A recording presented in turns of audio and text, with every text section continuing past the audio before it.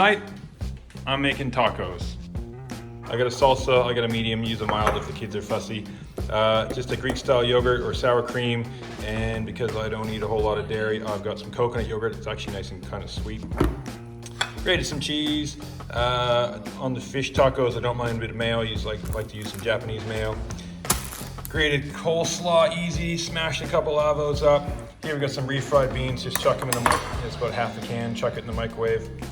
Got some wraps. Now we're going to do the wraps. We're going to toast them up nice. And we also have, this is just a 3-bean Mexican mix, so it's nice and easy. Just drain it, rinse it out so it's not all gumpy. Chuck it in a pan, a little bit of oil.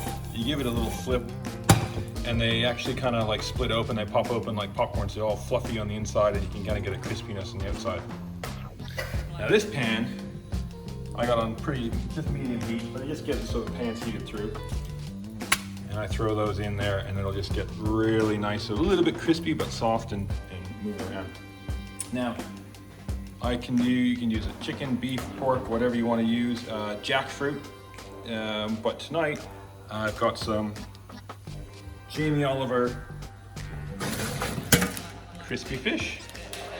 So just a nice fish taco, super simple. You want to just do a nice, quick, easy one. You don't need to do too much seasoning on them.